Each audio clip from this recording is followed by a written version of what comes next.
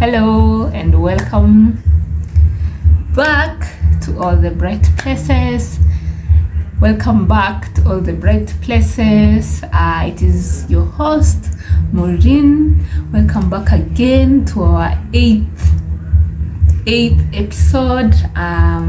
It has been good. It has been beautiful.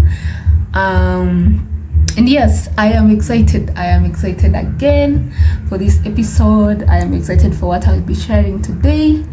And also thank you so much for your support so far, for the 7 videos that are up. Thank you for your feedback so far. Thank you for your comments online here and also in person. I am really humbled and happy that for some of us this is educative and some of us have a few things to say about it. Thank you so much. Thank you so much. Okay, so we'll start on today's episode and what I will be talking about. It is something interesting, something good as usual. And I got this when I watched the last 2 videos. So yeah, I took the big step and watched my own videos, and I realized something that most of us will relate to, and I wanted to talk about it also and hear from you and you hear from me, so that we can see what is the right way to do it, or what is a good way for all of us. So that is our topic for today. Our topic for today is coping strategies. Like just simply, coping strategies can be defined as maybe the methods or the ways that we use so as to help us deal with stuff in our lives, like the ways we adopt, so that the heavy things, the difficult things that we face in our day-to-day lives, we use these ways so that they cannot bring us down, they cannot overweigh on us. So life has so many demands. Every day won't be a good day for us. Every week won't be the same. Every month will be different, and these days bring a lot with them. So we have to maintain a balance. We have to maintain a balance between life and everything. We also have to maintain good relationships. No, that is maintaining a balance. So to maintain this balance, despite all the noises, despite all the distractions, despite all the weight, which we choose or we pick coping strategies for ourselves. And it is different for everyone. It is different for everyone, depending on different things in life, depending on our age, maybe depending on our resources, maybe depending on the situation, experience. So different people will choose different things, different ways to deal with things in life. And from watching my own video, I realized that there are also ways I thought were helpful, and I thought maybe they were good or the best at that time, as a means of maybe escaping reality and escaping the problems I was going through, which wasn't good, which clearly they were like distracting. And I realized that most of us probably use the same or do the same things. So I wanted to talk about it and see what you guys think about it. So the first coping strategy I will mention is self-pity. I don't know, no, it is almost self-explanatory also. Self-pity is like, when we feel sorry for ourselves, when we feel sorry for ourselves, for who we are and our being. So in this stage, I am imagining that we don't have the strength for life. We don't have the strength to just wake up and show up for ourselves. So here we feel sorry for who we are, from where we have come from, maybe from our families, to who we are, to the things we are doing, to the steps we are making for ourselves. We look at them and all we say is no, no, no. We give ourselves a lot of no's. We give ourselves a lot of discouragement, and this is coming from within, not from without. This is like you yourself telling yourself that no, what you are doing here won't go far. We feel a lot of resentment towards ourselves, and this will also lead to a lot of resentment towards other people. I mentioned this the first because for most of us this will be the first resort we will go to, keeping ourselves indoors all day, all week, because we do not have like the strength to show up anywhere or to show up for ourselves in places where people are, because we feel bad about ourselves. And after this self-pity is a negative self-talk. This is where people will call it self-love is missing. Like we are always complaining about something, or we always see something wrong within us. So for this generation, my generation, it will be, I do not have the best body, I am not as beautiful, I am not enough, I am not deserving of this, I am not worthy to be in this space and this space. And I think we face this a lot of times. Everyone, even I am sure. Where I come from now, maybe I thought I should not be here. This is people with maybe this type of lifestyle and all that. And with this negative talk comes self-esteem issues and anxiety and depression also, because we keep all these thoughts to ourselves, and all these thoughts are discouraging us. They are destroying us slowly.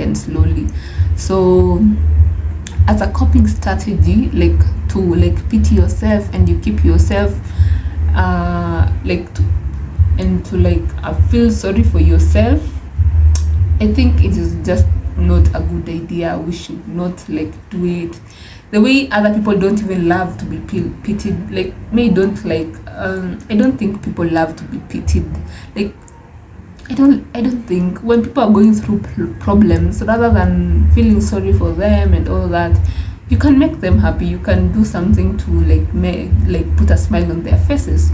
So that is the same thing that I think we also want for ourselves, that when we are going through something hard or a difficult path or period in life, rather than putting ourselves down and saying all the bad things about these situations to ourselves, we should try to make ourselves smile.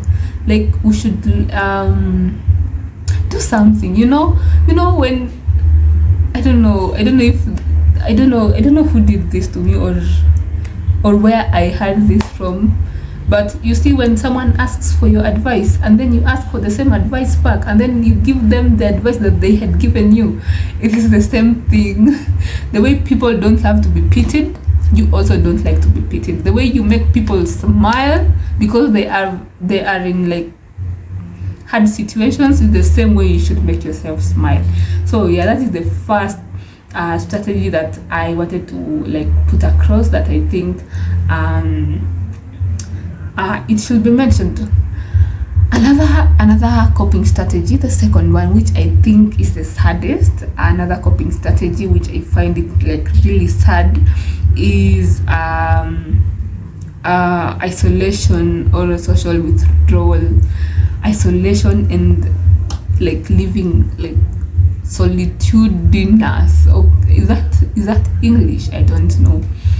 But isolating yourself and avoiding people and concealing so many things around you, I think my heart. Like, honestly speaking, it breaks my heart to even imagine anyone going through that. I think I also went through. I also went through something similar.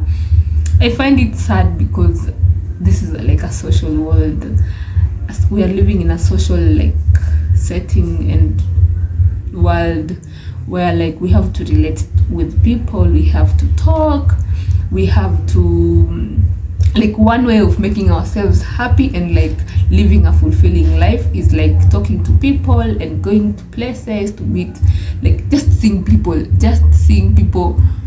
is life for most of us. Even if you are an introvert, even if you are a very like you have like closed yourself like in a bubble or something, still like seeing people and being able to relate well with people is really like really important, and it really brings life in us. So that is one coping strategy that I wish no one would go through it, because it really hinders a lot of improvement for ourselves. Because without this, if we could like think otherwise and maybe talk about it, or if we could allow like the friends we have been having to be like around us during such periods, I think we will get help like more faster and in time before it even gets worse, or if it is at like maybe the worst of that situation, it will be easier to deal with it. So isolating as much as people go for it, I think it is the worst. Being with people is like the best thing in the process of healing and in the process of recovering from such issues. Because imagine when we are used to like being inside indoors, we have anxiety issues, we are also depressed, maybe we have something going on in our lives at the moment that is stressful, so it is depression, and then you add stress on top of it, and then you have anxiety issues because of all that, and then you're keeping yourself indoors. That is just not right. That is just so. Instead of this, I think just keeping people around us would be the best. I know like from the first point, the first coping strategy, we see people we realize, or we feel like people don't want, we feel like people do not want us around them. And then in this second point, I'm saying that we should keep people around us. So there should be a link between those two things, that when we are feeling mentally unable, instead of withdrawing ourselves from people, we should go head on and just be with them, just assume everything in life. So number three, we have avoidance and denial as a coping strategy that I have seen like most people use it. Like I think the most like the biggest number of people tend to use this means of escaping reality. And with avoidance and denial, a good example, like I mentioned, is when like I have a problem, or when I am faced with something, I tend to sleep. I tend to just shut myself down. Crying is not avoidance. Crying, I think, is like feeling the whole thing. But sleeping, I'll just sleep and like come mbaya, and then tomorrow something will have happened. And that is just an example of how we deal with the like issues not within us, things from outside. And for things from within, when we avoid like situations where we are, where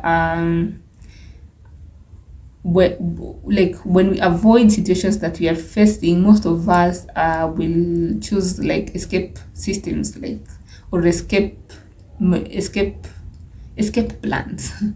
Like maybe use of drugs, should I say drugs, yeah, drugs, maybe alcohol, because most people tend to fight stress with alcohol. I don't know if it is helpful, I don't know, but they tell me, like, when I am stressed and then I drink alcohol, will I wake up tomorrow like with everything set? Like, I will wake up and yes, I know I have the direction. I don't know, because I have not used it as a coping strategy, but tell me, maybe it is effective.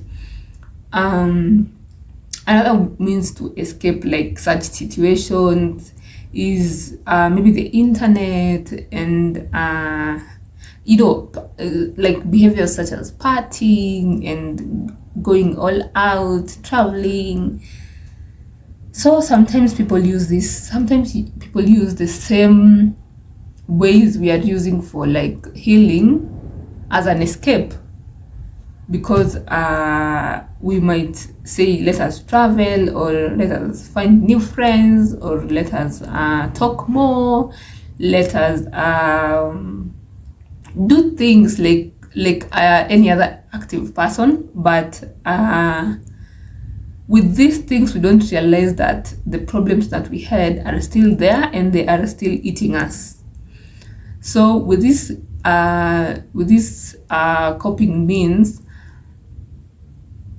I think we bottle up everything. We have a lot of stresses, you have a lot of problems coming from all over you, and you decide, when you decide on this, like, this means, it means you are like piling up everything. You pile up everything, and one day it will burst.